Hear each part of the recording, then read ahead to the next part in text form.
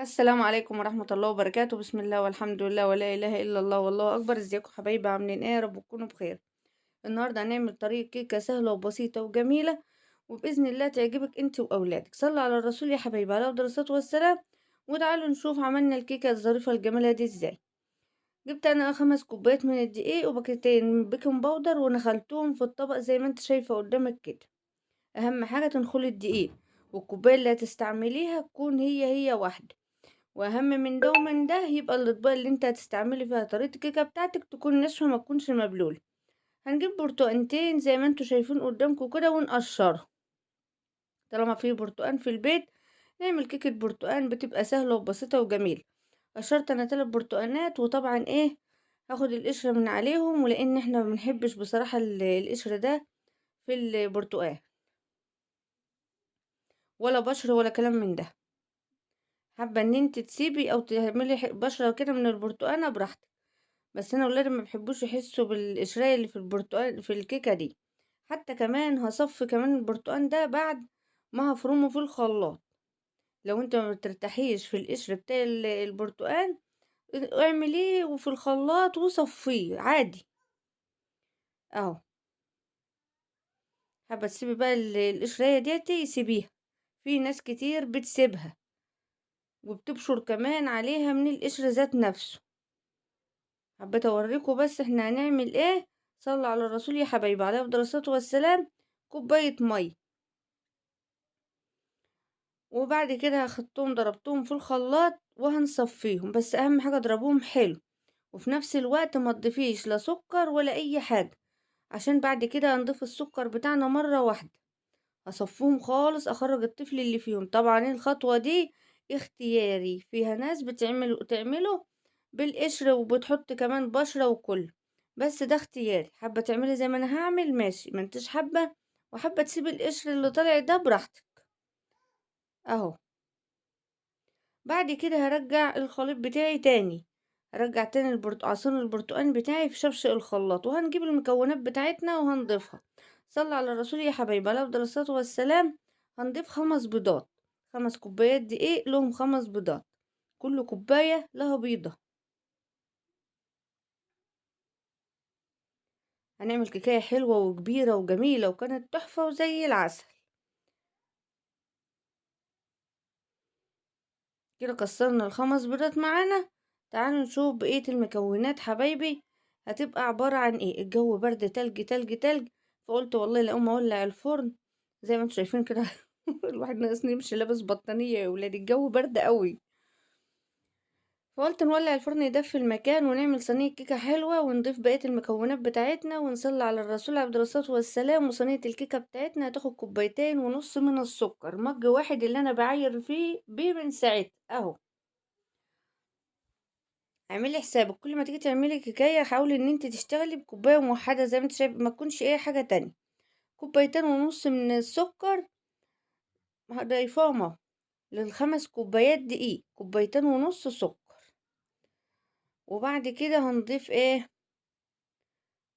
الزيت 1.5 كوباية زيت اهو. ده القلم بقى الشديد، خلوا بالكم الزيت غلي جدا. وطبعا ما اقولكوش، بس ما نعرفش نعمل اكتر اقل من كده هتبقى مش حلو.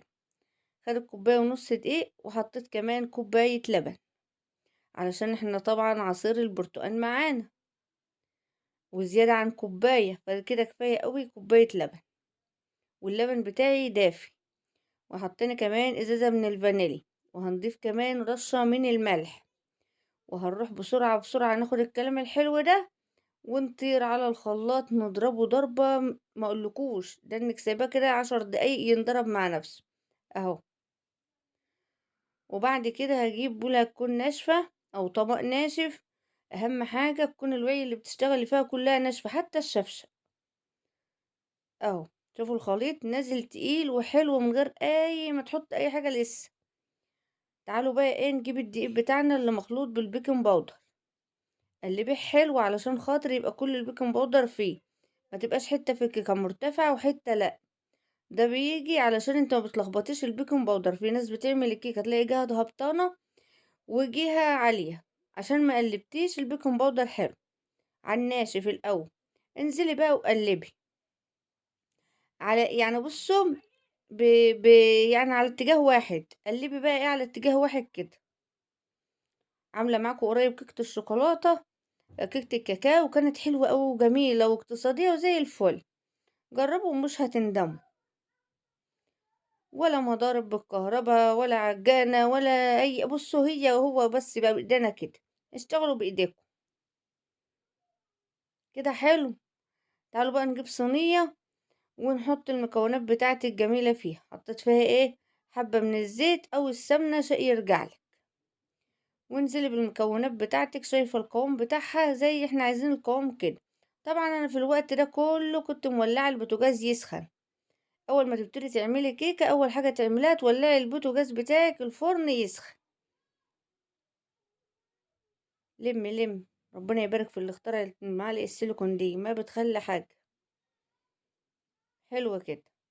تعالوا بقى ايه، امسكوا الصينية واخبطوها خبطتين تلاتة في الرخامة. ايوه كده. وبعد كده تغمروا وتفتحهم، تلقاها بالشكل ده. نص ساعة في فرن البوتاجاز، بس اهم حاجة يكون سخن. واختبريها بقى وتطلعيها على الرخامة، بس قبل ما تطلعي الرخامة حطي تحت منها حاجة عشان ما تهبطش معاك. شفتوا الكازلك طلع ازاي؟ مفيش اي حاجة. قطعي بقى كمان. والله بطلعها سخنة ومهوجة.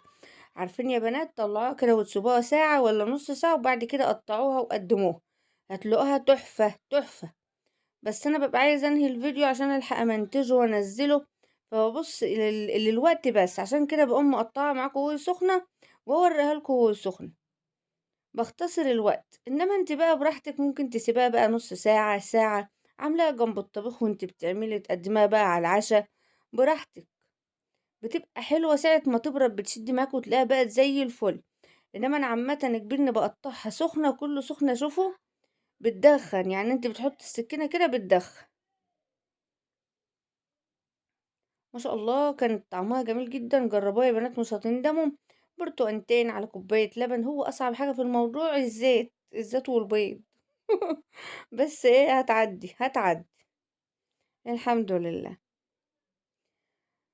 بصوا بقى يا حبايبي، انا هوريكم قطعة زي ما قلت لكم. انتوا غيري يا حبايبي. انتوا سيبيها ساعة نص ساعة براحتك. لما تبرد سخنة بطلعها سخنة سخنة هتتكسر مني اهو.